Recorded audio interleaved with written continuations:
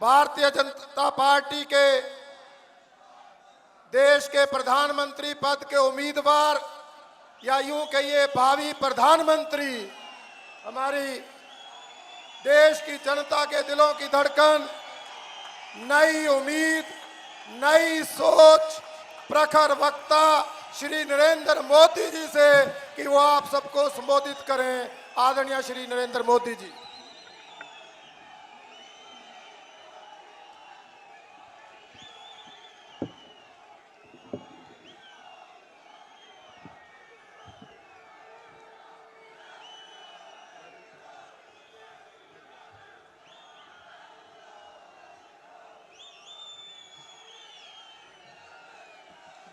भारत माता की, भारत माता की। मंच पर विराजमान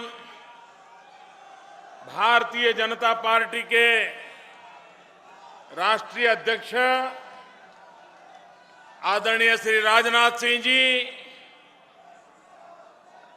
हिमाचल के भूतपूर्व मुख्यमंत्री श्रीमान प्रेम कुमार धूमल जी,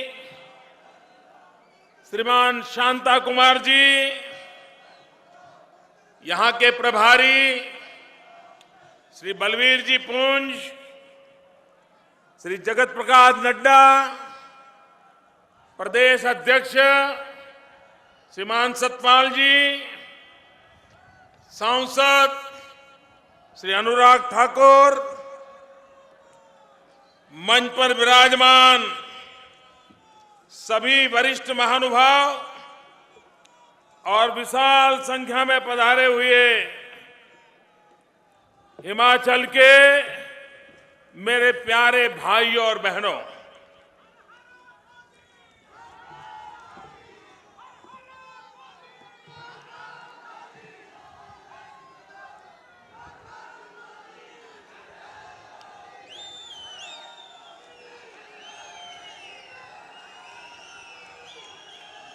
आज मुझे सुखद अनुभव हो रहा है।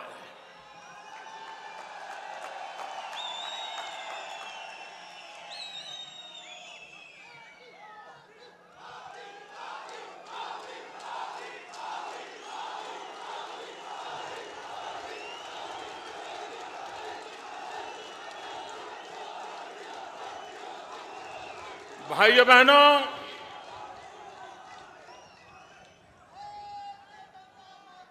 हिमाचल ने मुझे इतना प्यार दिया है, इतना प्यार दिया है और आज इतना सम्मान दिया है। मैं सर झुका करके इस देवभूमि को नमन करता हूं, इस वीर भूमि को भी नमन करता हूं। हमारा छोटा सा हिमाचल प्रदेश आज यहां का हर जवान हर कोने में मां भारती की रक्षा कर रहा है। देश अगर चैन से सोता है तो कहीं न कहीं हिमालय का बेटा जगता है, तभी तो देश चैन की नींद सोता है।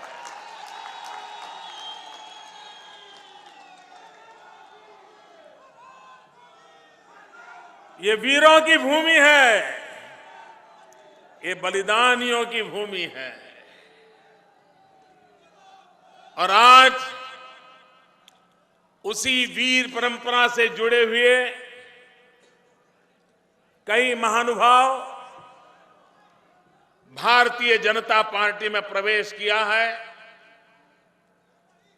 सेना के इन पूर्व अधिकारियों का भारतीय जनता पार्टी में मैं हृदय से स्वागत करता हूं और भारतीय जनता पार्टी एक ऐसी पार्टी है कि वहां पर सिर्फ मेंबरशिप नहीं होती है, यहां पर रिलेशनशिप होती है। एक बार जो भाजपा में आ जाए, हमारा उसका खून का रिश्ता बन जाता है, हमारा जन्म जन्म का नाता बन जाता है, क्योंकि हम सभी एक ही मां के संतान हैं, वो है हमारी भारत माता। और उसी भारत मां के कल्याण के लिए हम सब राजनीतिक क्षेत्र के माध्यम से जुटे हुए हैं। भाइयों बहनों, जो लोग 60 साल से हिंदुस्तान की राजनीति पर कब्जा बना करके बैठे हैं, भाइयों बहनों, उनके लिए राजनीति एक पेशा बन गया, एक व्यवसाय बन गया है, एक कारोबार बन गया है। हमारे लिए राजनीति राष्ट्रभक्ति का प्रकटीकरण है और हम देश सेवा के लिए राजनीति के क्षेत्र में आए हैं।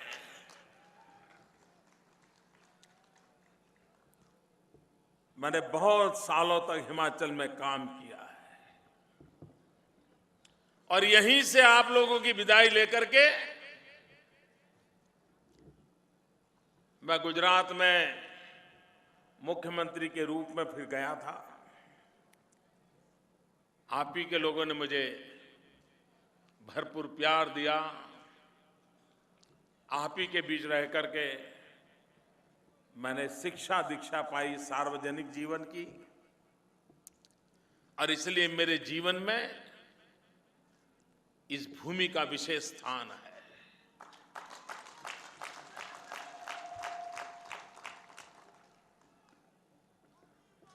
भाइयों बहनों, अटल जी हिमाचल को बहुत प्यार करते थे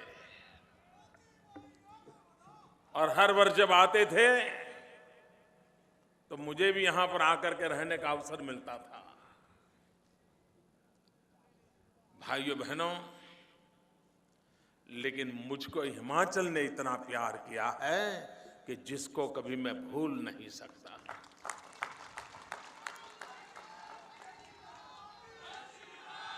और इसलिए हर मनुष्य की अपनी कुछ न कुछ दुर्बलताएं होती हैं, कुछ वीकनेसेस होती हैं। कुछ करना है तो थोड़ा अपनों के लिए ज्यादा करने का मन करता है, ये मनुष्य का स्वभाव है। भाइयों बहनों, मौका जब मिलेगा मुझे भी ये अपनों के लिए कुछ करने का मन करता है।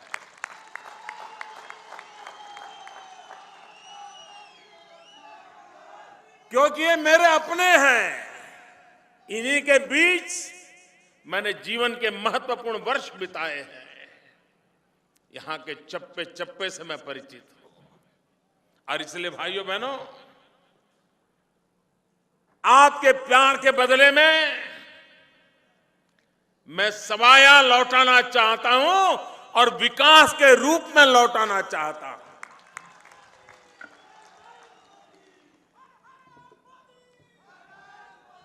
भाइयों बहनों, आप मुझे बताइए, जरा हाथ ऊपर करके पूरी ताकत से जवाब देंगे? जवाब देंगे? आपको ये कांग्रेस सरकार पर रत्ती भर भरोसा है? दिल्ली की सरकार पर भरोसा है? कांग्रेस पार्टी पर भरोसा है? उनके नेताओं पर भरोसा है? उनके वादों पर भरोसा है? उनकी बातों पर भरोसा है? नहीं है ना? फिर जलते क्यों हो?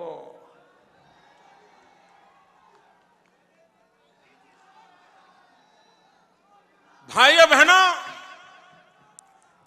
देश में शायद ये पहली ऐसी सरकार है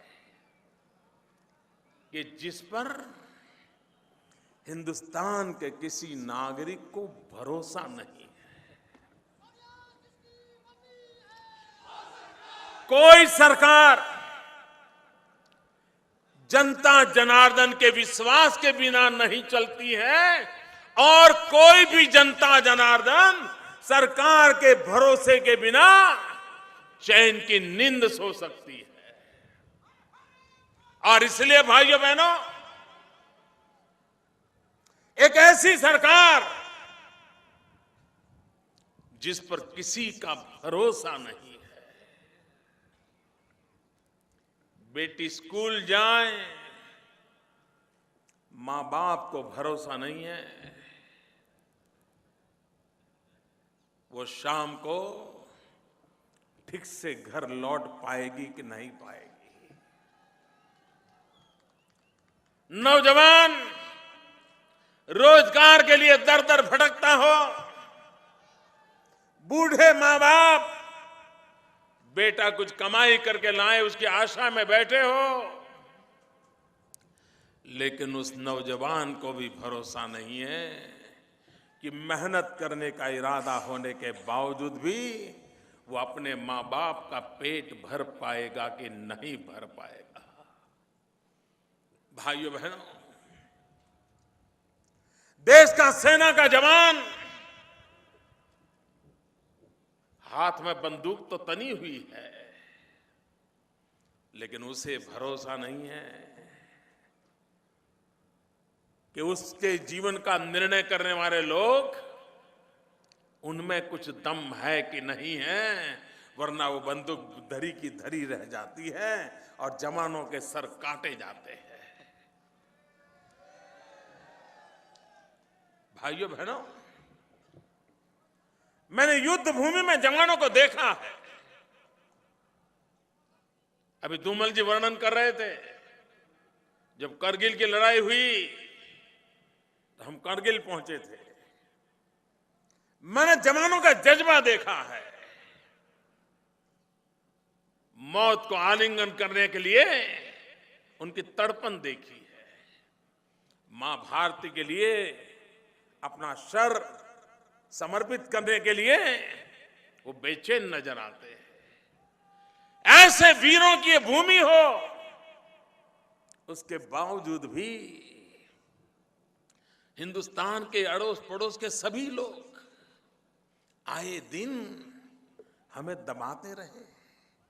भाइयों बहनों, दुनिया का कोई देश हमें दबाता रहे, ये स्थिति आपको मंजूर है? जरा पूरी ताकत से बोलो ना, उनको भी पता चले। दुनिया की कोई ताकत हमें दबाए आपको मंजूर है? क्या हम दुनिया से दबना चाहिए? 125 करोड़ का देश, हजारों साल की पुरानी संस्कृति, और उसके बाद भी आज दुनिया के नजरों में हमारे देश की कोई गिनती नहीं होती है। आए दिन जिसको मर्जी पड़े हमें चांटा मार के चला जाता है। भाइयों बहनों, देश का स्वाभिमान, देश का गौरव 125 करोड़ देशवासियों में सर ऊंचा करके, आंख से आंख मिला करके दुनिया के सामने अपनी आवाज उठाने की ताकत होनी चाहिए। ऐसा देश बनाना है।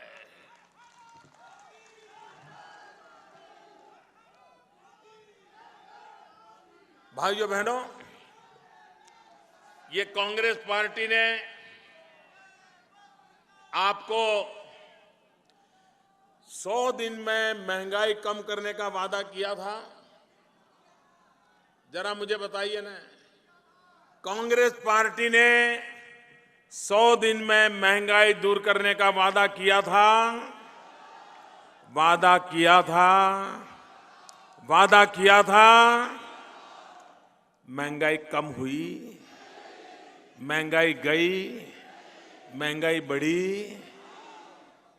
मुझे बताइए भाइयों बहनों, कांग्रेस का कोई नेता इसका जवाब देता है क्या? कांग्रेस के सारे नेता हिंदुस्तान में घूम रहे हैं, सम्राट अशोक की बात कर रहे हैं, भगवान बुद्ध की बात कर रहे हैं, न जाने रातों रात देश के महापुरुषों की उनको याद आने लगी है, लेकिन महंगाई में मर रहा मेरे देश का नागरिक उन्हें याद नहीं आ रहा है। वो महंगाई के पर एक शब्द बोलने को तैयार नहीं है और देश के सामने ये कहने को तैयार नहीं है, देश के सामने कहने को तैयार नहीं है कि हमने महंगाई हटाने का वादा किया था, लेकिन हम महंगाई हटाने में सफल नहीं हुए। देश की जनता हमें क्षमा करे, ये दो शब्द कहने की उनमें ताकत नहीं है भाइयों बहनों। इसका कारण है कांग्रेस पार्टी का अहंकार 7वें आसमान पर पहुंचा हुआ है। उनको देश की जनता की परवाह नहीं है। ये मान के चलते हैं कि कांग्रेस पार्टी को तो देश की जनता को हमारे बिना कोई चारा ही नहीं है। और इस अहंकार का कारण है कि वे जनता जनार्दन को जवाब देने के लिए तैयार नहीं है। लोकतंत्र में जनता जनार्दन ईश्वर का रूप होता है और ईश्वर के सामने सच्चाई के साथ सर झुका करके जवाब देना ये देश के राजनेताओं की जिम्मेवारी है। लेकिन भाइयों बहनों, कांग्रेस पार्टी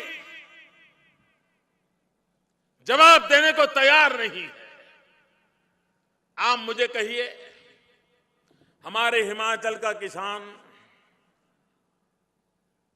जो एप्पल की खेती करता है, अटल जी जब थे तो क्या कारण था कि किसान को पूरे दाम मिलते थे और यूपीए की सरकार आई, ऐसा तो क्या कारण हुआ कि दाम गिर गए? भाइयों बहनों, किसान ने मेहनत की, एप्पल पैदा किए, देश में एप्पल की जरूरत है, लेकिन आपने ऐसी नीतियां क्या बनाई कि जिसके कारण विदेशों से तो एप्पल आता है, लेकिन मेरे हिमाचल के किसान को पूरे दाम नहीं मिलते हैं। ये आपके नीतियों का परिणाम है कि पहाड़ों में जिंदगी गुजारने वाला मेरा किसान परेशान है।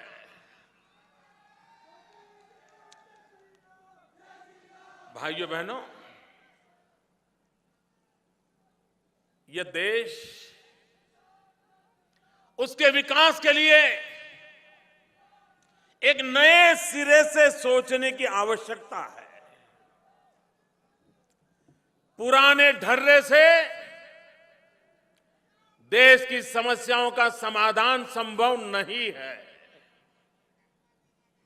आपके सारे प्रयोग विफल गए हैं और इसलिए समस्याओं के प्रति देखने का नजरिया बदलना पड़ेगा। समस्याओं के समाधान के तौर तरीके बदलने पड़ेंगे। आप देखिए, ये हमारा स्पष्ट मत है कि इतना ही विशाल देश वो विविधताओं से भरा हुआ है। उसकी समस्याएं अलग अलग प्रकार की हैं।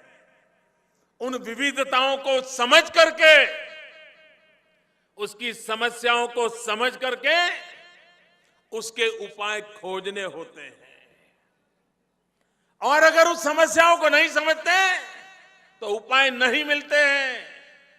मैं जब नया नया हिमाचल में संगठन का काम करने के लिए आया और मैं जब अपना कार्यक्रम बनाने लगा तो मैं जैसे गुजरात में जिस स्पीड से जा रहा था, यहां भी मैं ऐसे अपने कार्यक्रम बनाता था। मैं सोच रहा था कि शिमला से मुझे कुल्लू जाना है, इतने किलोमीटर हैं, इतना टाइम लगेगा, क्योंकि मुझे पहाड़ की आदत नहीं थी। मैं जमीन पे काम करके आया था और मैं कार्यक्रम बना करके भेज देता था, तो मेरे हिमाचल के सब साथी उस समय मुझ पे हंसते थे, क्योंकि पहाड़ों में मुझे समय ज्यादा लगेगा, 20 से ज्यादा स्पीड नहीं हो पाएगी, ये चीजें मैं हिसाब किताब में लगाता ही नहीं था। भाइयों बहनों, एक क्षेत्र का उपाय दूसरे क्षेत्र में काम नहीं आता है। उसके लिए टेलर मेड सॉल्यूशन नहीं होते हैं। समस्याओं को बारीकी से समझ करके समस्याओं का समाधान खोजना पड़ता है। हमारे देश के हिमालयन रेंजेस के जितने राज्य हैं, बहुतेक उनकी समस्याएं काफी मात्रा में मिलती जुलती है। हम in general national development council में मुख्यमंत्रियों को बुला करके उनसे 10-10 मिनट का भाषण करवा करके समस्याओं का समाधान नहीं खोज सकते।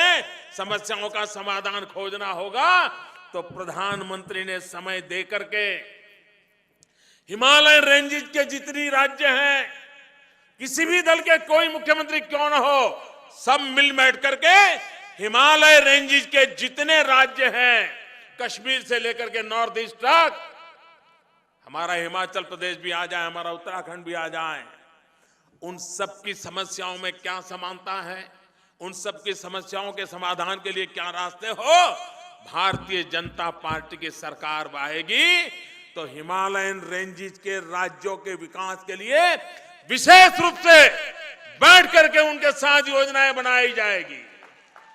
इतना ही नहीं, समुद्री तट के राज्य हैं, समुद्री तट के राज्यों की समस्या अलग है। क्यों न समुद्र के तटीय राज्यों की अलग से सोच कर बैठ करके समस्याओं का चिंता क्यों न हो, विकास की योजना क्यों न बने। रेगिस्तान वाले राज्य अलग प्रकार की समस्याओं से झेल रहे हैं, क्यों न हम रेगिस्तान से सटे हुए प्रदेश, उनकी समस्याओं का साथ मिलकर के समाधान निकाले। हमें देश को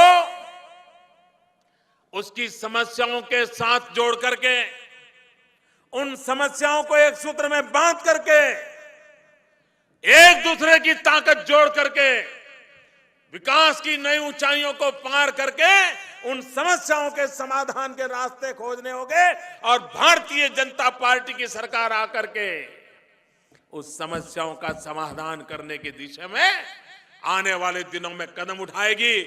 और मैं हिमालयन रेंजेस सभी राज्यों को विश्वास दिलाना चाहता हूं, पिछले 60 साल में आपके लिए विकास के लिए जो कदम नहीं उठाए, 60 महीने में हम उठा करके दिखा देंगे भाइयों।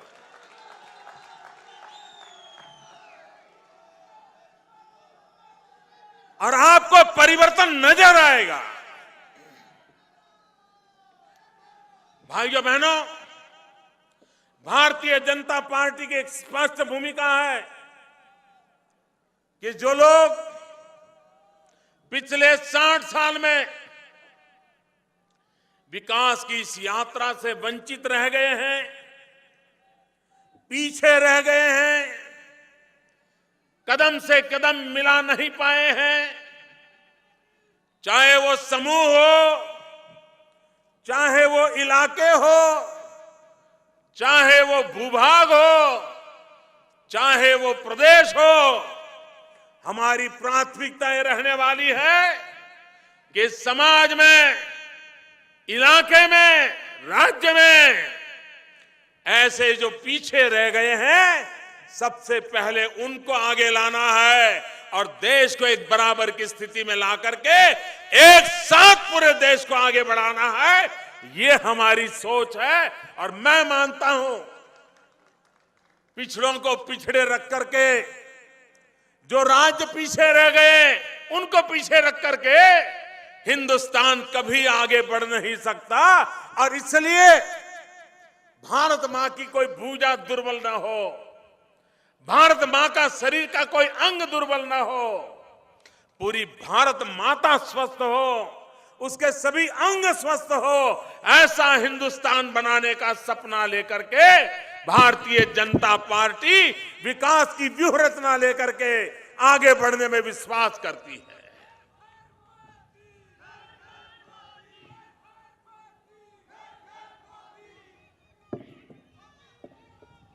भाइयों बहनों,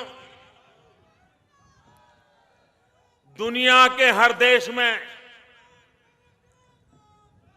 पहाड़ों के में टूरिज्म को विकसित करने के लिए उन देशों ने इस बात को प्राथमिकता दी है कि रेल कनेक्टिविटी बनाई है। टूरिज्म को डेवलप करना है और पहाड़ी इलाके में डेवलप करना है, तो सारी दुनिया ने इस मॉडल को स्वीकार किया है। एक हम ही अकेले ऐसे हैं कि इस प्रकार का मजबूत नेटवर्क नहीं बनाते, उसके कारण उत्तराखंड जैसे हादसे होते हैं। उसी के कारण आए दिन हमारे हिमाचल में बसें गिर जाना, 25-30 लोगों का मर जाना, ये आए दिन होता रहता है। हिमाचल में तो सरकार का ज्यादातर काम इसी प्रकार के अकस्मातों को चिंता करने की कभी कभी नौबत आती। इतना छोटा सा राज्य, लेकिन उसका ज्यादा समय इस प्रकार के अकस्मात में मरने वाले लोगों की सेवा में चला जाता है। ये मैंने अपनी आंखों से देखा है। क्या भाइयों बहनों, एक अच्छा रेल नेटवर्क हमारे हिमाचल को मिलना चाहिए कि नहीं मिलना चाहिए? उसके लिए प्रयास होना चाहिए कि नहीं होना चाहिए? उसको प्रायोरिटी देनी चाहिए कि नहीं देनी चाहिए? भाइयों बहनों, हिंदुस्तान में रेलवे ये भारत के लिए एक बहुत बड़ी अमानत है। उस रेलवे के माध्यम से पूरे हिंदुस्तान के अर्थतंत्र को नई गति दी जा सकती है। लेकिन भारत सरकार में रेलवे का क्षेत्र इतना उदासीन रहा है।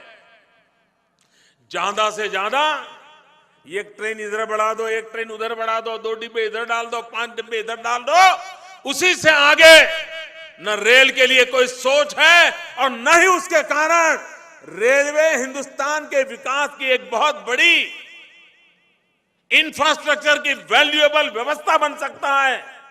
ये कभी सोचा नहीं गया है और उसी के तहत बहुत सारे परिणाम आने से अटक जाते हैं। और इसलिए भाइयों बहनों, मैं इस मत का हूं कि हमें खास करके हमारे टूरिज्म सेक्टर को डेवलप करना है, तो इस इंफ्रास्ट्रक्चर को बढ़ावा देना पड़ेगा। मैं श्रीमान धूमल जी को इसलिए बधाई देना चाहता हूं कि उन्होंने सरकार चलाते समय हिमाचल के पर्यावरण की रक्षा के लिए भरपूर कोशिश की। अनेक अवार्ड्स मिले उनको इस काम के लिए भी।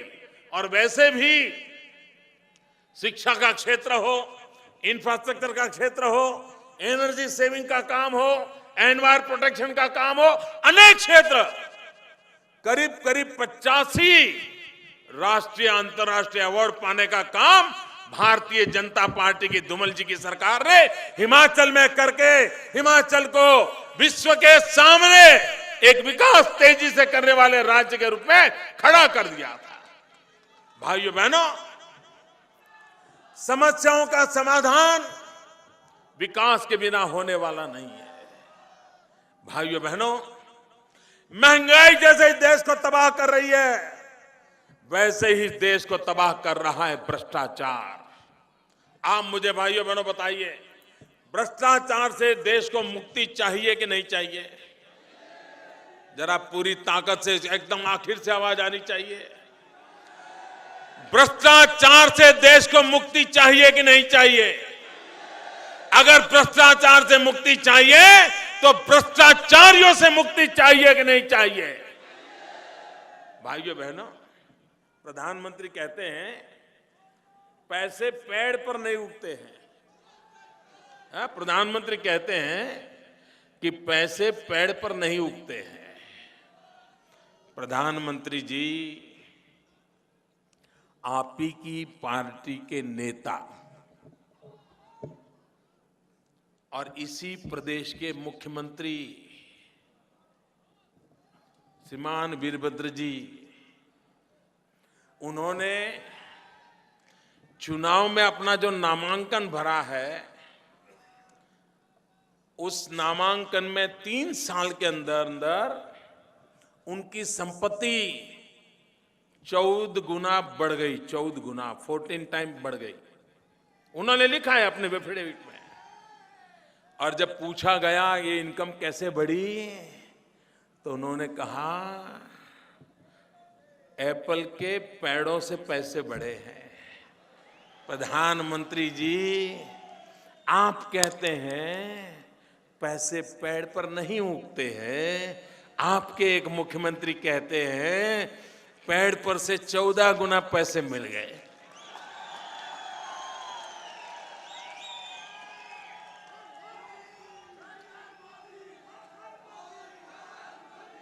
प्रधानमंत्री जी,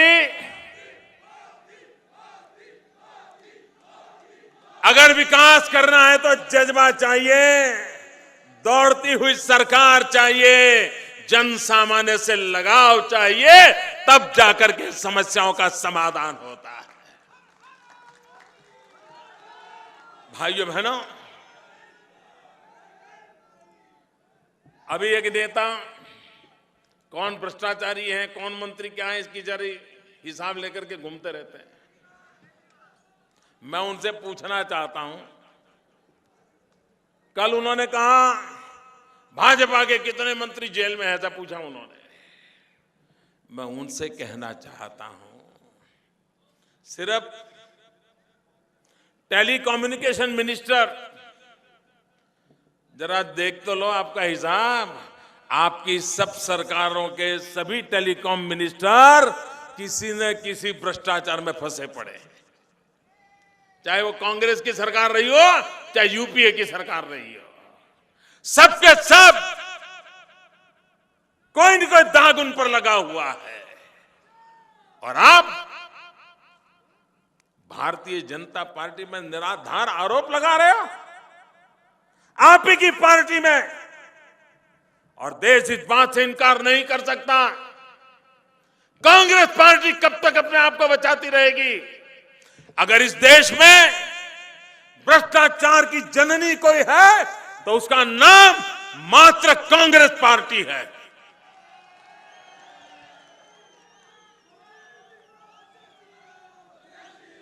मैं कांग्रेस के नेताओं से पूछना चाहता हूं, अगर आप भ्रष्टाचारी नहीं हो, आप भ्रष्टाचार नहीं करते हो, तो हमें बताओ, ये विदेशों में जो काला धन है वो वापस लाने में आपको तकलीफ क्या हो रही है?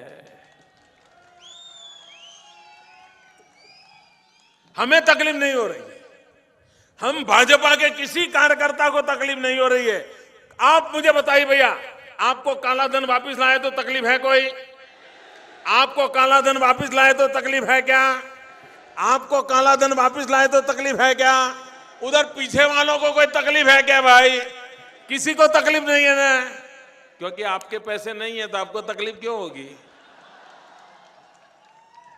आपका 1 रुपया दुनिया की किसी बैंक में नहीं पड़ा है तो आपको परेशानी काहे की? तो परेशानी किसको होती है? परेशानी किसको होती है?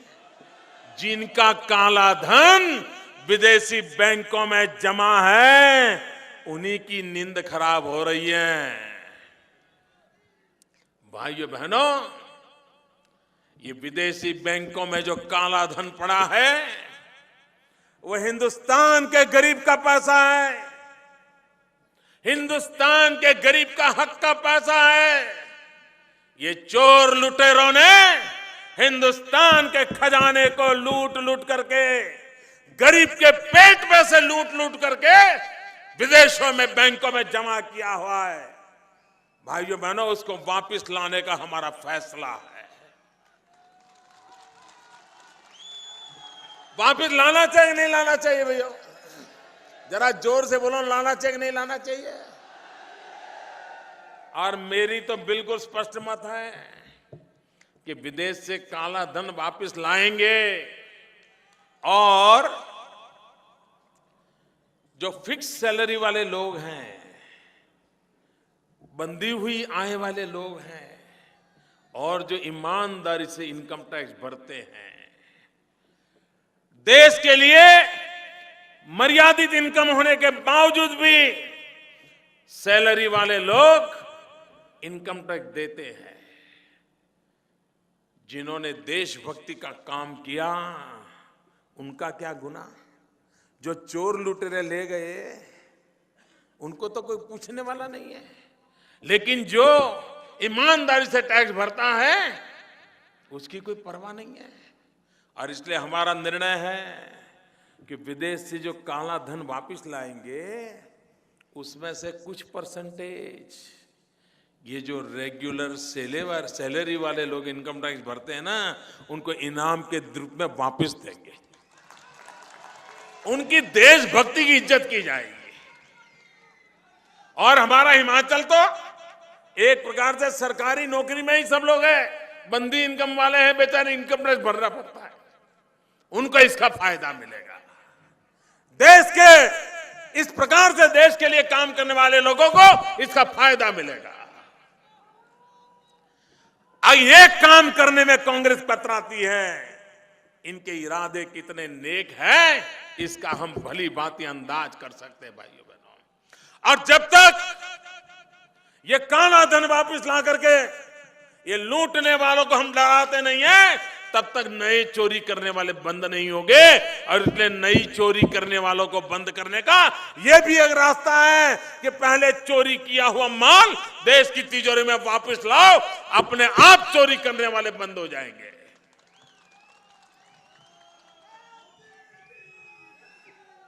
और दूसरा है भाइयों, मुझे भ्रष्टाचार किसके लिए करना है, मुझे रुपये किसके लिए चाहिए, आगे पीछे कुछ नहीं है। और इसलिए भाइयों बहनों, ये तन समर्पित है, मन समर्पित हमारा जैसा व्यक्ति ही लड़ाई लड़ सकता है भाइयों। ये हिसाब किताब करने वाले लोग नहीं लड़ सकते। जो लोग मौत को मुट्ठी में लेकर के निकलते हैं ना, वो ही तो कुछ करके दिखा सकते हैं। जो हिसाब किताब करते हैं वो नहीं कर सकते दोस्त।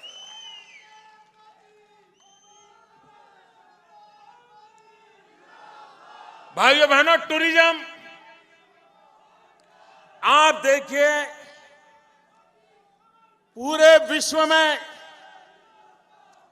टूरिज्म के विकास के लिए बहुत संभावनाएं पड़ी है। पूरे विश्व में एक व्यवसाय बहुत ही तेजी से आगे बढ़ रहा है, वो है टूरिज्म। आधुनिक टेक्नोलॉजी के कारण दुनिया बहुत छोटी हो गई है और दुनिया का हर व्यक्ति दुनिया को जानना समझना चाहता है। भाइयों बहनों, 125 करोड़ देशवासी हिंदुस्तान के, वे भी टूरिज्म का एक बहुत बड़ा मार्केट है, उनका भी टूरिज्म का डेस्टिनेशन है। क्या सिर्फ टीवी पर इनक्रेडिबल इंडिया कहने से दुनिया के टूरिस्ट आ जाएंगे क्या? भाइयों बहनों, हिमाचल के गरीब से गरीब व्यक्ति को रोजी रोटी देने का अवसर टूरिज्म से मिलता है। हिमाचल के नौजवान को रोजी रोटी कमाने के लिए अपना घर गांव छोड़ करके दिल्ली की गलियों में जिंदगी गुजारनी न पड़नी चाहिए, उसको अपने घर में रोजी रोटी मिलनी चाहिए। टूरिज्म में वो ताकत है कि यहां के नौजवान को रोजगार मिल सकता है। और भाइयों बहनों, थोड़ी कोशिश की जाए, टूरिज्म बहुत आसानी से विकास किया जा सकता है। और हम तो हिमाचल में जानते हैं जी, थोड़ी सी भी व्यवस्था खड़ी कर दी जाए, अरे कहीं पर एक छोटी सी चाय का ठेला लेके कोई खड़ा हो जाए तो आज आते जाती 25 गाड़ियां खड़ी हो जाती है, चाय वाला भी कमाने लग जाता है। आजकल मैं चाय वाले की बात करता हूं ना, तो कुछ लोगों को गुस्सा आता है। मैं हैरान हूं, हमारे देश में राजनीतिक अस्पृश्यता इस हद तक पनप गई है कि एक बार केरल के एक कम्युनिस्ट पार्टी के नेता ने मोदी की तारीफ की, उसको पार्टी से निकाल दिया। कोई एक मंत्री मुझे मिलने आया, उसका हिसाब मांगा गया। ऐसा आतंक फैलाया गया है हमारे देश में। अमिताभ बच्चन हमारे यहां टीवी का एडवर्टाइजमेंट करते हैं, उनको भी 50 बार आप मोदी के साथ, आप मोदी के साथ, पता नहीं क्या हो गया है। भाइयों बहनों, इंसान तो छोड़ो, आज लोग चाय को भी गाली देने लगे। मोदी जो क्या चाय की बात बोल दिया, चाय को भी गाली दे रहे हैं। भाइयों बहनों, ये नफरत की राजनीति, ये अस्पृश्यता की राजनीति लोकतंत्र के अंदर उसके लिए कोई जगह नहीं होती है। लोकतंत्र में हर एक को अपने विचार रखने का अधिकार होता है, अपनी बात बताने का अधिकार होता है, उसकी काट करने का दूसरे को अधिकार होता है। लेकिन अस्पृश्यता का माहौल, नफरत का माहौल लोकतंत्र के स्वास्थ्य के लिए अच्छा नहीं होता है। लेकिन कांग्रेस पार्टी के स्वभाव में लोकतंत्र नहीं है, वो वंशवादी पार्टी है। और जो वंशवादी होते हैं वो लोकतंत्र के दुश्मन होते हैं। भाइयों, ये वंशवादी पार्टियां हैं, इन वंशवादियों से देश को बचाना होगा। और इसलिए भाइयों बहनों, चाहे महंगाई से मुक्ति चाहिए, भ्रष्टाचार से मुक्ति चाहिए, नौजवान को रोजगार चाहिए। भाइयों बहनों, हिंदुस्तान के 65 करोड़ नौजवान 35 से कम आयु के हैं। भारत का भाग्य बदलने की ताकत देश के नौजवान में है। उसे अवसर चाहिए, उसके हाथों में हुनर चाहिए। अगर स्किल डेवलपमेंट के लिए हिंदुस्तान ने अगर पहले से काम शुरू किया होता तो आज करोड़ों करोड़ों नागरिकों की स्किल लेबर के नाते जरूरत है, स्किल वर्कर के नाते जरूरत है। लेकिन हमारी दिल्ली में बैठी हुई सरकार 10 साल पीछे है, 10 साल पीछे। भाइयों बहनों, हमारी प्राथमिकता है देश के नौजवानों को हुनर सिखाएं। गरीबी कारण 5वीं कक्षा छोड़ दी, 7वीं कक्षा में उठ गया, वो बेचारा आज मजदूरी कर रहा है, उसको दोबारा लाएं, स्किल डेवलपमेंट कराएं, उसके हाथ में हुनर दें, वो अपना परिवार का पेट भरे। इतनी ताकत उसके भुजाओं में आ सकती है और उसके प्रयत्नों से राष्ट्र की आर्थिक गतिविधि भी आगे बढ़ सकती है। और इसलिए हमारी प्राथमिकता है हमारे नौजवान को रोजगार मिले, वो अपने पैरों पर खड़ा हो। वाजपेयी जी की सरकार ने हिमाचल को स्पेशल पैकेज दिया था, औद्योगिक विकास के लिए टैक्स इंसेंटिव दिया था, और उसके कारण देखते ही देखते हिमाचल में उद्योग लगने लगे थे, रोजगार बढ़ने लगे थे। लेकिन यूपीए की सरकार आते ही उसे बंद कर दिया, ताले लग गए, विकास रुक गया।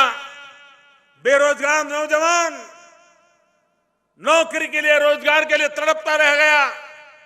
भाइयों बहनों, हिमाचल के जीवन को बदलना है तो हिमाचल के नौजवानों को रोजगार मिले, इसको प्राथमिकता देनी होगी।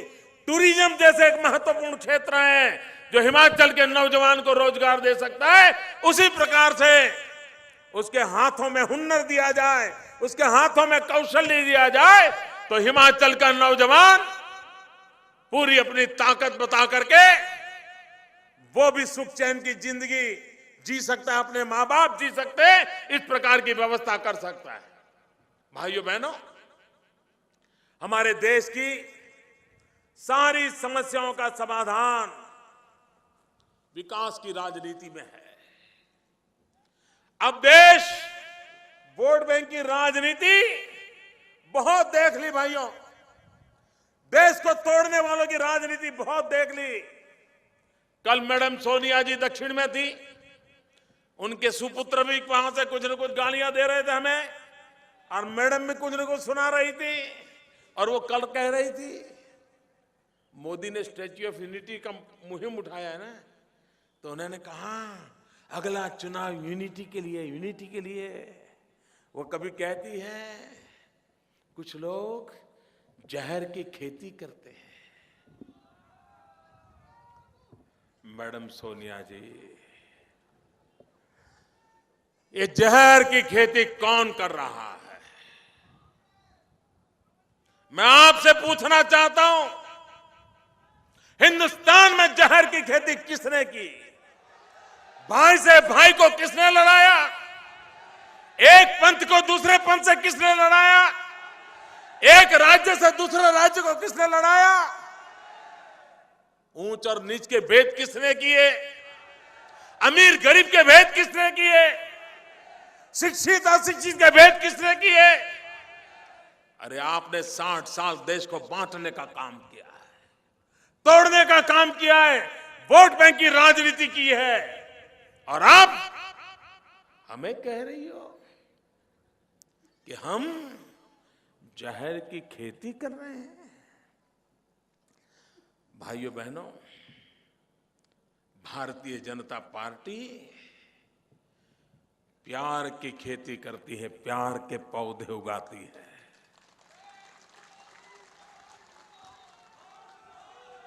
मैं उदाहरण देता हूं, जब एनडीए था, अटल बिहारी वाजपेयी जी की सरकार थी, तब मध्य प्रदेश में से छत्तीसगढ़ बना।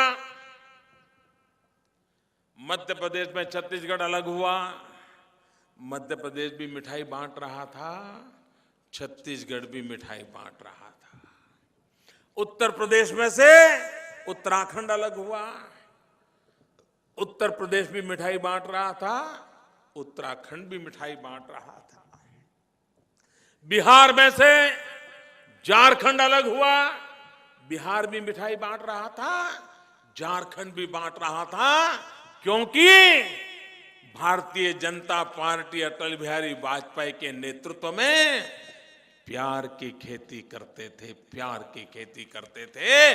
और आप जहर की खेती करते हो, इसका जीता जागता उदाहरण आंध्र प्रदेश है। आंध्र के अंदर लोग मरने मारने पर उतारू हो गए, भाई भाई से लड़ने लग गया, मां के दूध में दरार कर दिया आपने। क्या आप हंसी खुशी के साथ सीमांध्र के लोगों को विश्वास में लेकर के, तेलंगाना के लोगों को विश्वास में लेकर के तेलंगाना की रचना नहीं कर सकते थे? लेकिन आप जहर की खेती करने में माहिर है, और उसी का नतीजा है कि आज वहां आग लगी हुई है, अविश्वास का माहौल पैदा हुआ है। भाइयों बहनों, जहर की खेती कौन करता है? देश भली भांति जान चुका है। देश को एकता, शांति, सद्भावना, भाईचारे को लेकर के 125 करोड़ देशवासी एक परिवार के नाते, भारत मां के संतान के नाते आगे बढ़े, यही सपना भारतीय जनता पार्टी का है। हमने विकास की नई ऊंचाइयों को पार करना है, और इसलिए भाइयों बहनों, 2014 का चुनाव विकास के लिए होना चाहिए। 2014 का चुनाव नौजवान को रोजगार के लिए होना चाहिए। 2014 का चुनाव भ्रष्टाचार से मुक्ति के लिए होना चाहिए। 2014 का चुनाव गरीब के घर में रोजी रोटी की व्यवस्था हो उसके लिए होना चाहिए। 2014 का चुनाव जिसके पास रहने के लिए घर नहीं है उसको घर मिले इसके लिए होना चाहिए। 2014 का चुनाव बीमार मां बाप के लिए दवाई की सुविधा उपलब्ध हो उसके लिए होना चाहिए। सामान्य मानवीय की आवश्यकताओं की पूर्ति के लिए सरकार चुनी जानी चाहिए। और मैं आज आपको भाइयों बहनों बताना चाहता हूं, वादे करने वाले बहुत आए, वादे करने वालों को बहुत देखा है। आज मैं वादे नहीं इरादे लेकर के आया हूं। भाइयों बहनों, ये पक्का है एनडीए की सरकार बनने वाली है।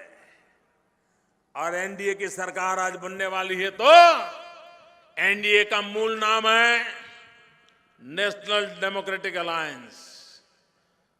हमारा एजेंडा है नेशनल डेवलपमेंट अलायंस। वही एनडीए है, नेशनल डेवलपमेंट अलायंस के रूप में हम देश को विकास की नई ऊंचाइयों पर ले जाने का संकल्प लेकर के आए हैं। आप सब मेरे साथ बोलिए, भारत माता की। दोनों मुट्ठी बंद करके पूरी ताकत से बोलिए, वंदे। ऐसे नहीं, इन पहाड़ियां गूंजनी चाहिए दोस्तों, सिर्फ आपकी आवाज नहीं, एक एक पहाड़ की आवाज आनी चाहिए। वंदे वंदे वंदे वंदे वंदे वंदे वंदे वंदे वंदे वंदे।